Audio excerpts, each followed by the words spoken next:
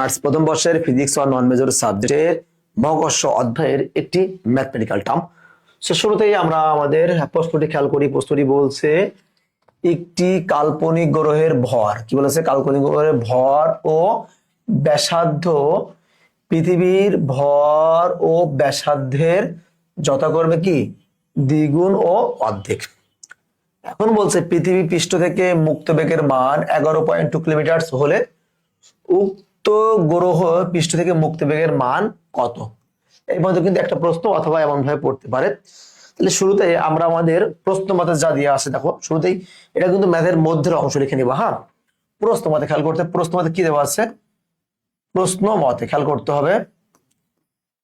আমরা বলতে পারি এই যে কাল্পনিক গ্রহের ভর, আমরা এই কাল্পনিক গ্রহের ভরটাকে আমরা ধরে নেবো কি দ্বারা, m1 দ্বারা। কি দ্বারা বলতো, m1। আর পৃথিবীর ভর, পৃথিবীর আমরা ধরে নেবো কি me, অর্থাৎ e মানে কিন্তু 8। দেখো, আর আমরা কাল্পনিক গ্রহের ব্যাসার্ধটাকে ধরে নিলাম আমরা r1, আর পৃথিবীর ব্যাসার্ধটাকে আমরা ধরে নিলাম যে re। শর্ত মতে আমরা বলতে পারি কি বলতো, যে m1 ইকুয়াল টু me। কারণ কি, খেয়াল করে দেখি আমাদের বলছে যে একটি কাল্পনিক গ্রহের ভর কি পৃথিবীর ভর এর দ্বিগুণ। কাল্পনিক গ্রহের ভর যা হবে পৃথিবীর ভরের 2 গুণ, অর্থাৎ পৃথিবীর 2 গুণ। এখান থেকে আমরা ফাইনালি বলতে পারি যে m1 বাই me মানে কিন্তু 2, একটা পার্ট পেয়ে গেলাম। এটা ভরের ক্ষেত্রে পেয়ে গেলাম। এখন ব্যাসার্ধ, ব্যাসার্ধ কি বলেছে, কাল্পনিক গ্রহের ব্যাসার্ধ পৃথিবীর ব্যাসার্ধের অর্ধেক। তাহলে আমরা বলতে পারি কি, এবং আরেক পার্ট বলতে পারি যে r1 ইকুয়াল 1/2 re।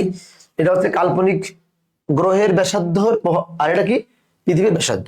এখান থেকে আমরা বলতে পারি দেখো যে re ইকুয়াল r1 মানে কিন্তু 2, অর্থাৎ 2টাকে r গুণ করে দিলাম, তাহলে 2r1 হয়।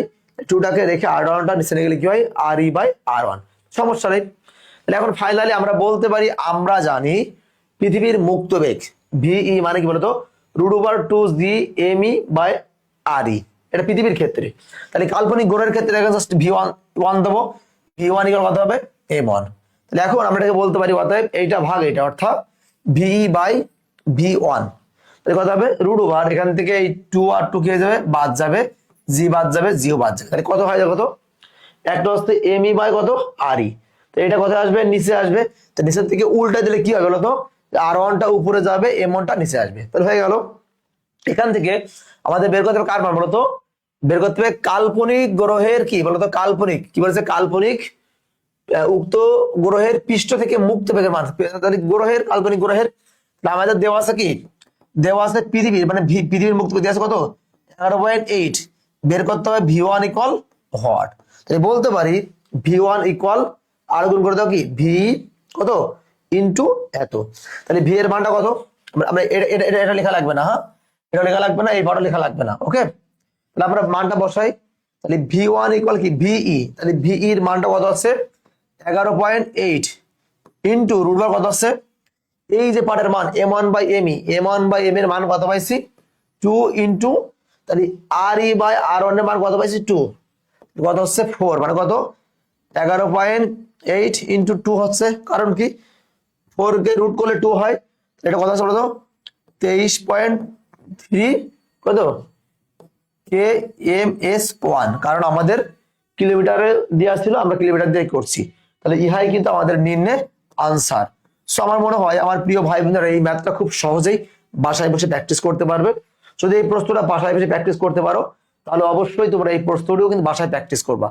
বলছে পৃথিবীর ভর আর মানে এত এবং অবিভাজ্য ত্বরণের মান 900 এত হলে ভবিষ্যৎ মুক্তি বেগ। তাহলে আমরা জানি ভি মানে √2g, জাস্ট মান বসা দিলে অ্যান্সার চলে আসবে। ঠিক আছে, সমস্যা নেই। নেক্সট, তাহলে এই একটা প্রশ্ন এখানে দেওয়া আছে, তোমরা এই প্রশ্নটা কিন্তু বাসায় প্র্যাকটিস করবা, অঙ্কে প্র্যাকটিসের কোনো বিকল্প নাই।